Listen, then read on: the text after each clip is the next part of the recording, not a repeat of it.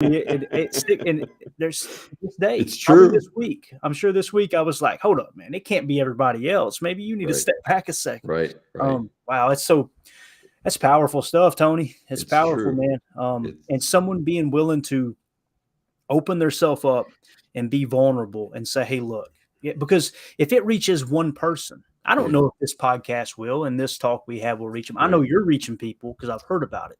Right. But if we reach one person, it was worth it, right? Just to Absolutely. lower those walls. Absolutely. I mean, look, I have the opportunity to be able to talk about my personal experience, and that might help somebody.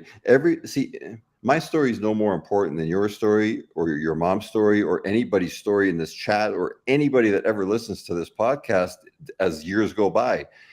Everybody has a story, and everybody's story is important. Yeah.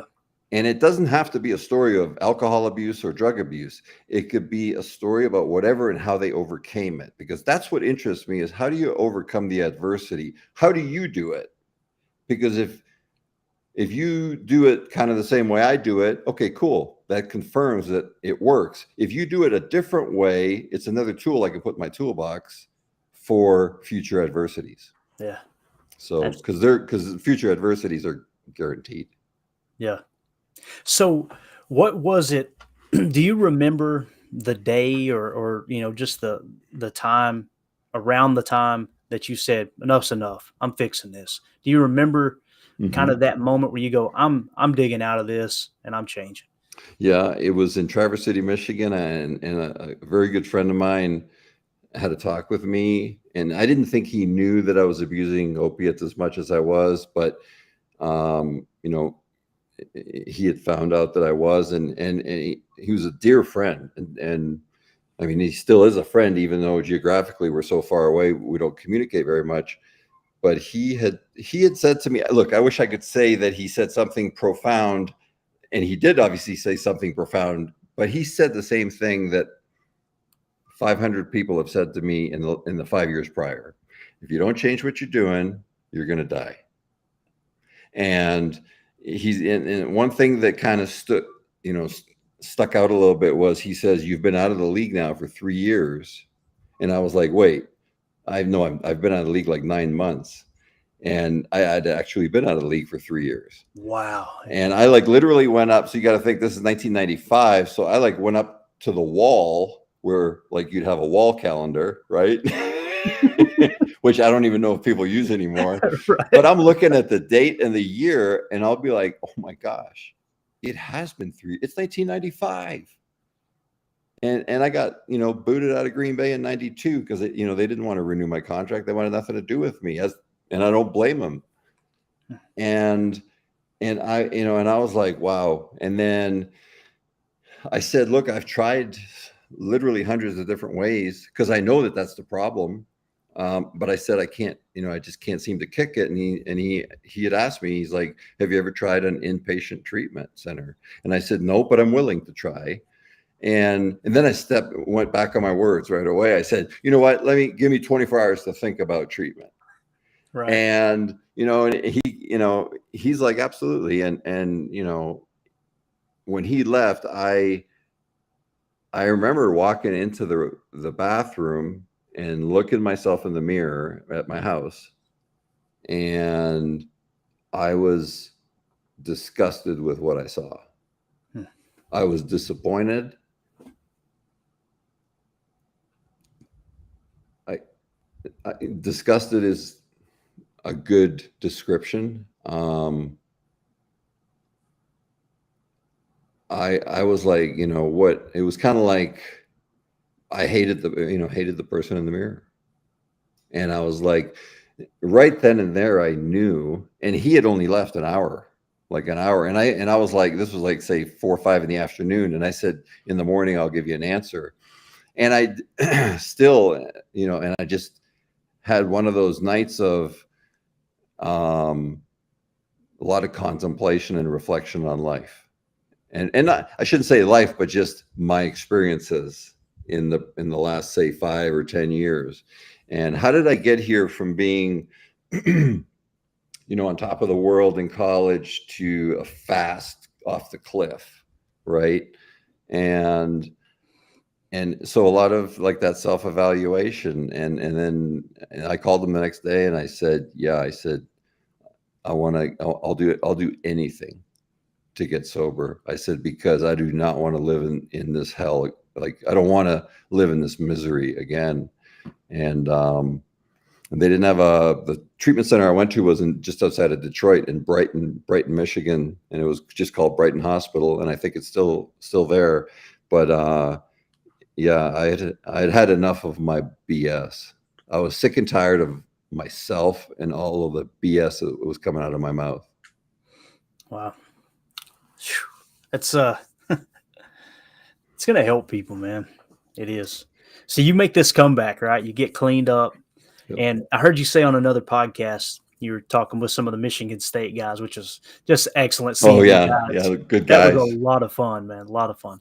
Um, I heard you, kind of talking to them and saying, "All right, I'm going to do it the right way, right?" And you Yeah, made your comeback, and we yep. all know. Just to skip ahead a little bit, and then I want to backtrack and hear kind of how that unfolded. You go to the Colts. You play for 2 years. I believe you started Three 16 three games. years, Was it 3? 3 years. Yeah. Wow.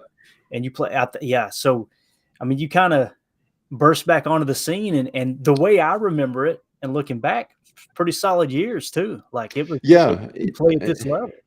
Look, they were solid. From my perspective, it was like a miracle.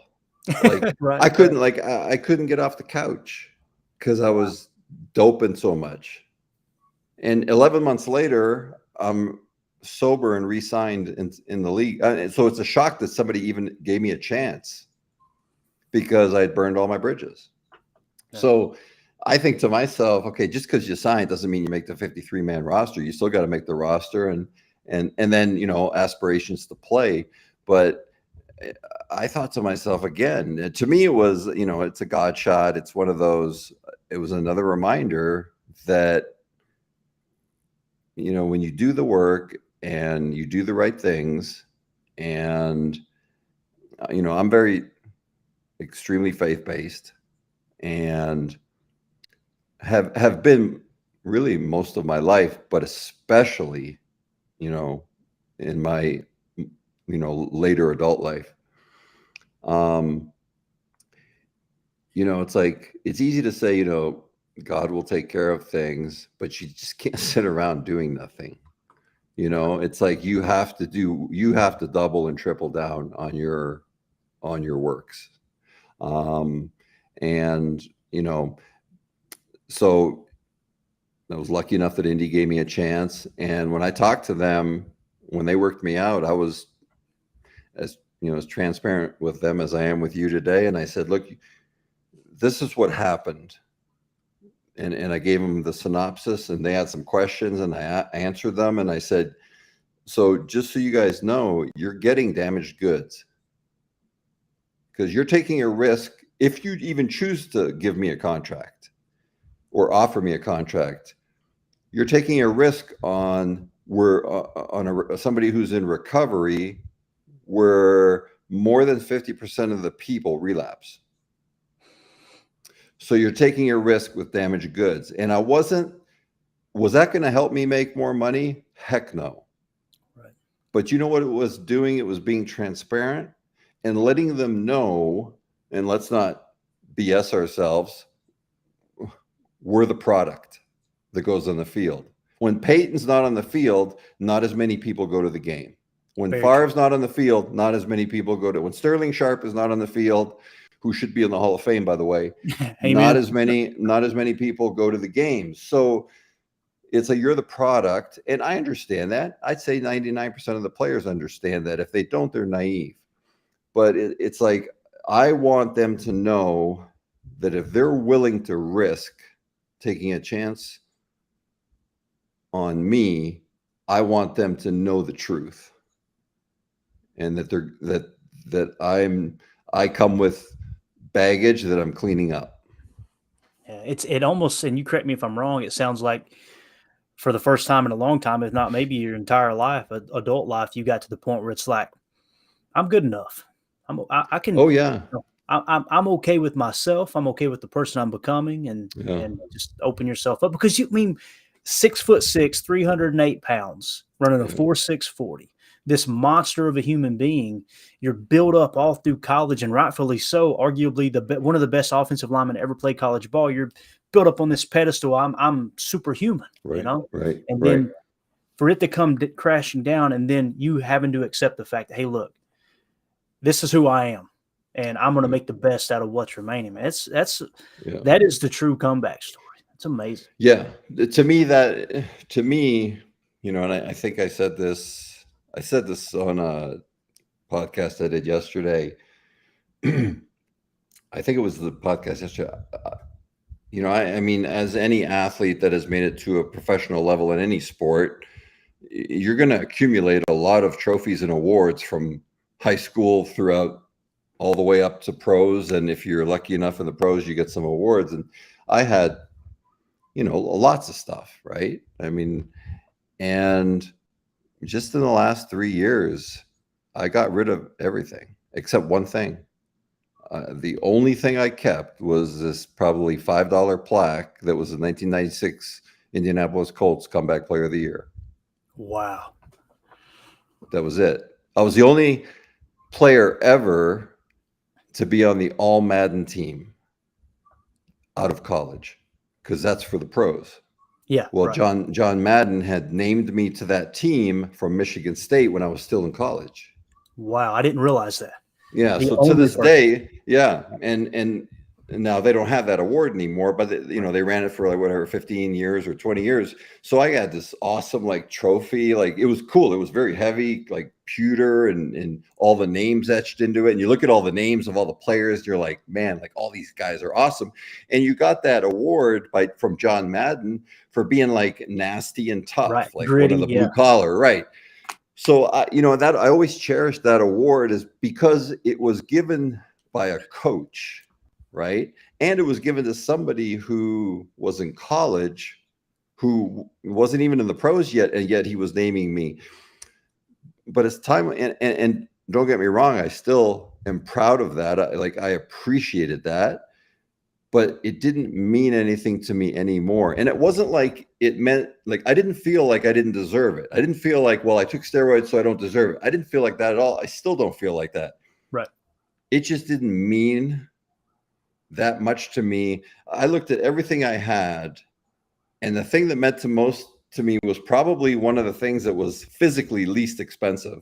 It was a little plaque that I was awarded after my first year in Indy for 1996 Comeback Player of the Year.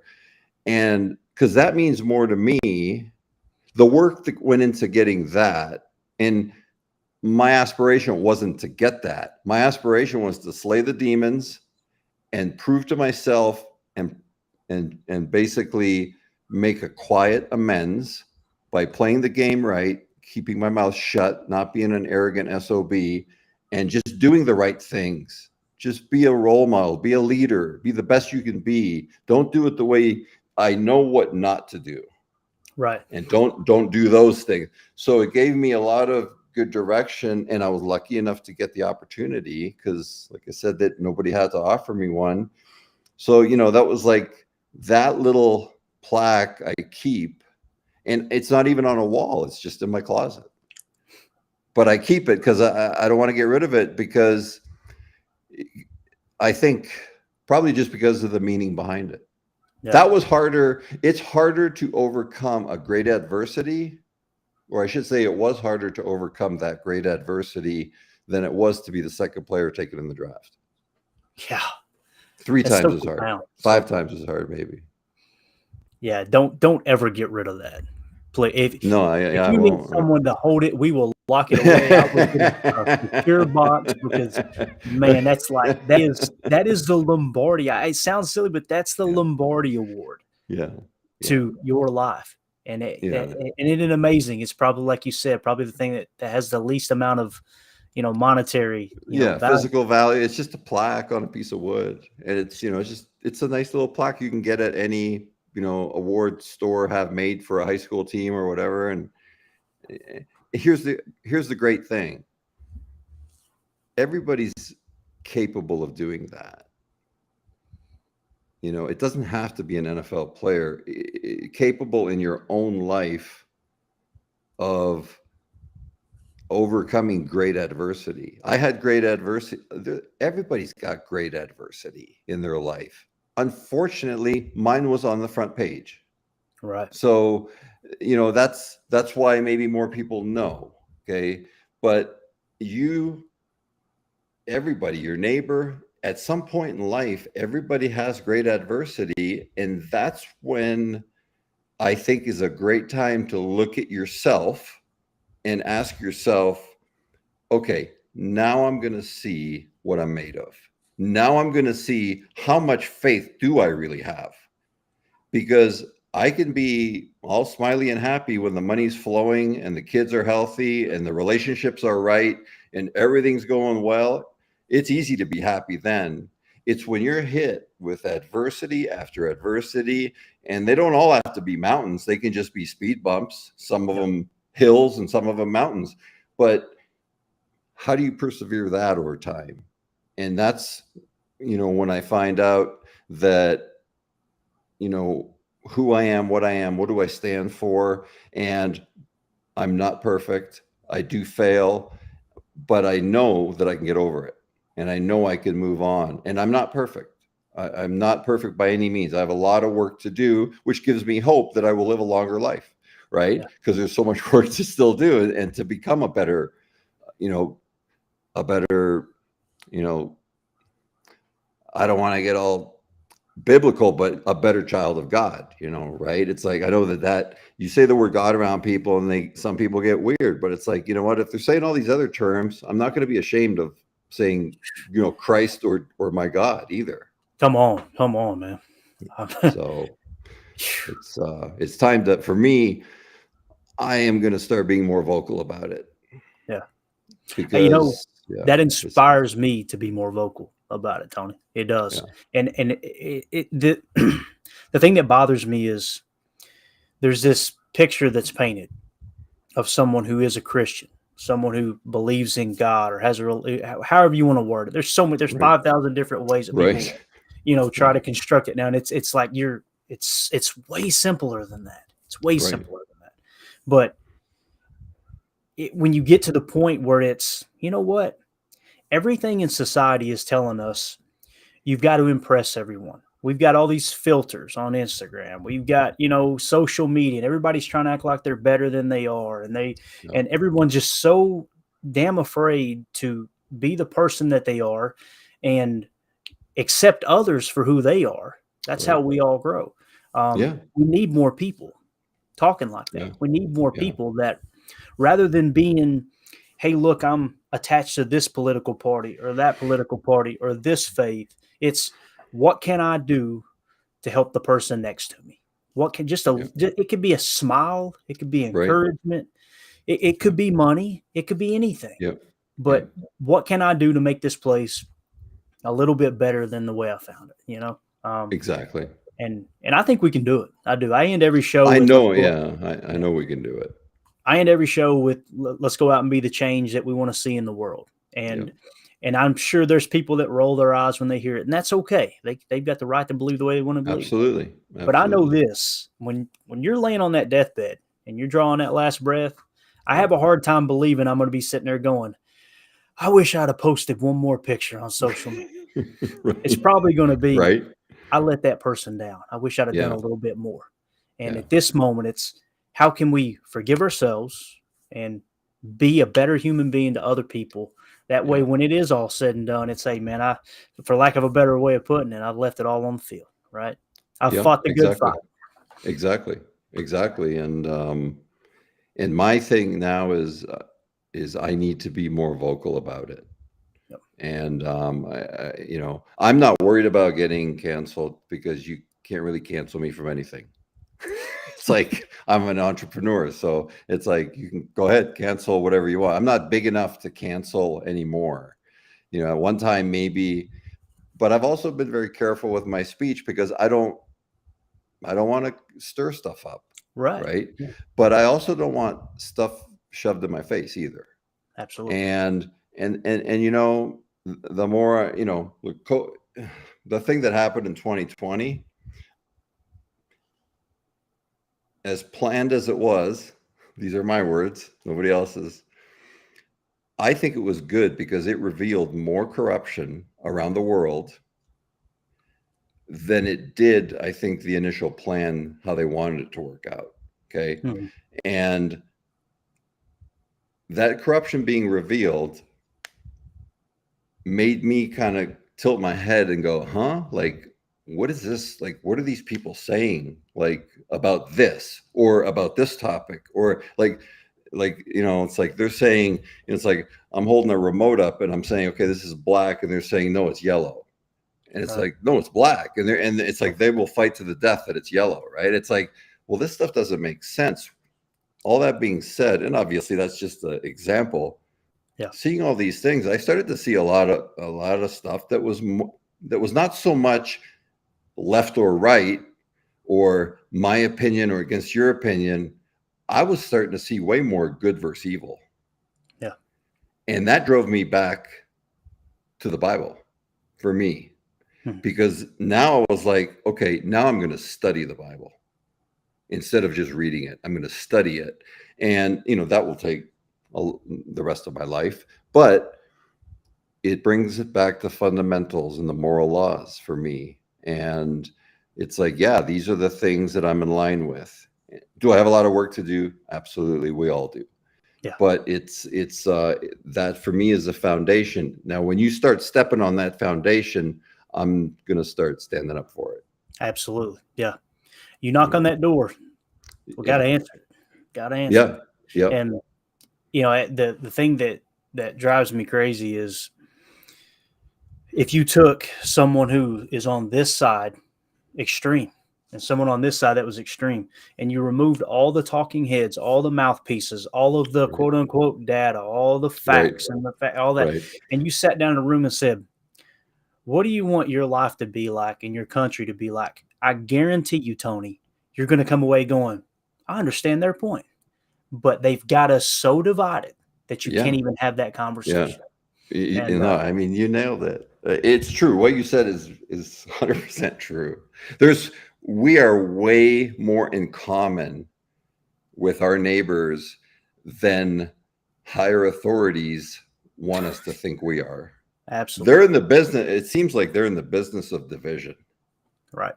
And it's like, wait a second, why am I not seeing this division? Because 99% of the people I encounter are fairly rational and level-headed and friendly, Yep. and it's like, so I'm not, again, it was one of those things that just wasn't adding up, and it drove me back to the book to start studying, not just reading it, but studying it and understanding it. And, it's like bringing it around full circle to Reggie White. Reggie White was a minister. Reggie White was an extremely, very much a man of God. Yeah. And he played like that. And, I played against him 3 times. And, the guy was like a complete package of a human being, not just a football player. He didn't talk smack. He was just an unbelievable human being. And, you know, first time he like just like ragdolled me to death. Second time I played against him, he's still dominated, but I played way better. But you're comparing to something when you got ragdolled. So, it's like, okay, well, I played better. I didn't get as ragdolled. And then the third time I played against him, I was in Indy and he was in Green Bay. He was on the latter part of his career. And I would say it was pretty much like a neutral. Yeah. But he was in the latter part of his career and he was still one of the top 3 defensive ends in the league. It's And I thought crazy. to myself, like, that just shows you hitting Reggie and playing against Reggie was like playing against concrete, and Yeah. everybody else was drywall. See, that's exactly what Mike Wall said. He worded it Yep. different, but he said when you hit Reggie, it was like that's immovable. Like that's Right. wow. That is wild. And Right. with Mike, that's a guy that went to the Naval Academy.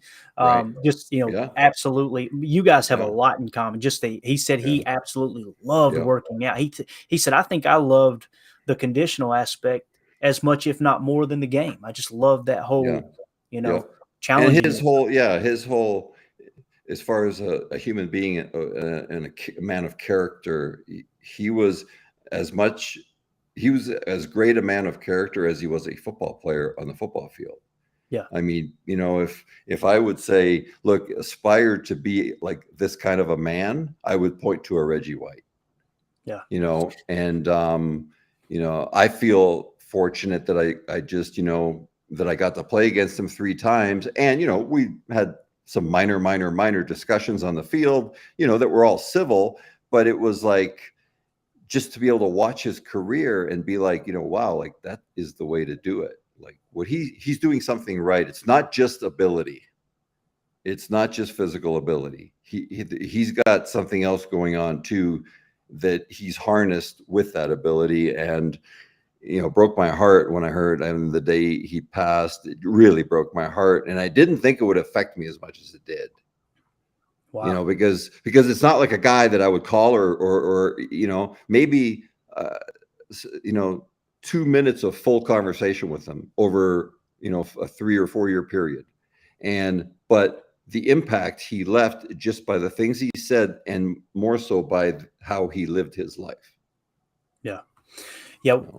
I was lucky enough to be in Lambeau when they retired his number, and the night before, I get it mixed up. It was either Friday night or Saturday night before. I'm pretty sure it was Friday night before. I got to meet his wife and one of Mm-hmm. his sons. I think he had multiple kids, but it was, I believe, his oldest son. Man, just amazing people, and Yeah. her just, she, that same joy that you seen on Reggie's face when he was not doing the hump move and throwing people Right, across the right, field, right, you could right. see it in her eyes, and it was just like, Yeah, wow. It just, and still a woman of faith, even though she had lost Reggie. And right, I'll be real. When he passed, the first thing that went through my mind was what happened, and then the second thing was, well, what a reward he had waiting on him for the right. human being he was. I mean, seriously. I mean, Amazing. it is. It's an incredible human being. Well, you've been extremely generous with your time, and I'll tell you, Tony, we appreciate it. I want to end it with this. There's been a ton of comments here tonight that have rolled through that said, we got to get him back to Green Bay. We got to get him in Lambeau. Have you been back? Have you went back to Lambeau? It's interesting. I have not been back since 92 or 93. So that's, almost 30 years. God, So, like when I look at the stadium, like when they're on primetime football, and I'm like that thing just looks awesome. It's yeah, like the field's the same though, right? And it's like, and I know that feeling in that stadium, and it's like, and it's like it's on. I'm kind of like, you know what? I have a feeling when the time is right, I'll come back. And but I can't be also, too nonchalant about it. It's like I have to do some actions, and I have to come back and just, revisit that and see all the changes. And I mean, I remember it's like funny things you remember, the paper mills, right? It's like, it's funny. Like, why do I remember the paper mills? Because they were huge. I mean, they yeah. were all around the world at Fort Howard, and so look, I don't even know if Fort Howard's still in business. I don't know if they lead the world industry in paper still, but I remember going to restrooms, doesn't matter where you were, you'd see Fort Howard like imprinted on the metal thing. And, I was like, Green Bay has made a stamp for itself, right? Yeah. But yeah, How I got to get back. yeah, how about this? And there's plenty of time to plan, but the draft is going to be in Green Bay in 2025. Oh, What if we nice. get Tony Mandarich back in the house for the Yeah. 2025 NFL draft? Can we make that happen? I look at. There's no reason why it can't happen. Yeah, let's do that. Let's. I would be willing. I would be willing. I'm going to go ahead and start the campaign, and Ryan, who founded Packernet Podcast, who we're doing this podcast for, um, I know he'll back it as well. We need to make this happen because I'm telling you, I know this isn't your style, but I'm going to say it, and this is my opinion. This isn't Tony's. Everything I've seen in the media, for the most part, other than the E60 where they did the Yeah. and actually heard your side of the story. It's bus, selfish, all these things. People need to hear how this story ended, and it Yeah. not ended, but that chapter closed, which Yeah. opened up this whole new opportunity of Yeah. uh, of making a difference in this crazy little world, man. We're gonna make it happen. I'm holding you to it, Tony. We're going to the All draft right. 2025. All right. That's what a great place to have a draft. Yeah, that's what we said, I man. Could you I imagine the mean, brat smell that we talked oh, about? I might gain 10 pounds on that trip. Yeah, Tony, that would thank you be so much, man. We my I can't pleasure, thank you enough. man. Anything Uh, else you got that you wanna share before we wrap up? no, I just, I appreciate you inviting me onto the podcast, and I didn't come on here with any motivation to clear my name or anything. It's like what you see is what you get. It's like, yeah, we know. I mean, a lot of people know the story, and some people don't. And it's like I don't feel compelled to make sure they know the rest of the story, but it's kind of like it will help people. It helps me.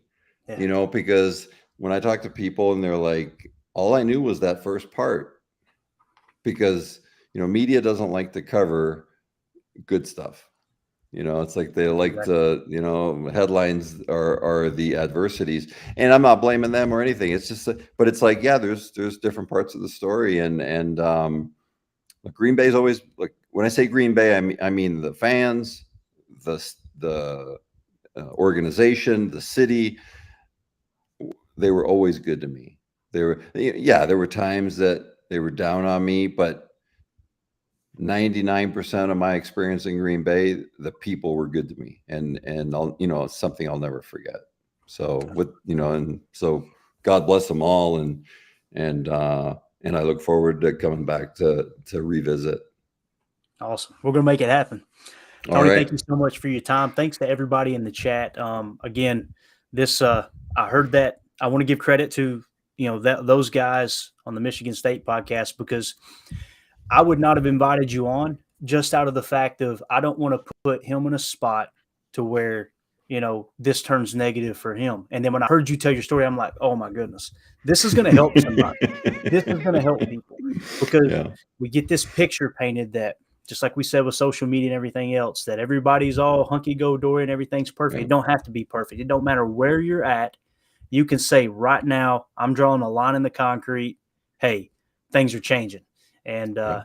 and then to be able to just take it and flip it and help other people we're only here for a limited amount of time, right? So let's Right. see if we can make Exactly. a good mess while we're here, right? Yep. And everybody can do it. Everybody can do it. Love it. Tony, thank you so much for your All time. right. Guys, we're going to get out of here. We really appreciate everybody hanging out with us. As always, let's go out and be the change we want to see in the world. And go, Pack, go. Inches to go. The Vader. 17 to 14.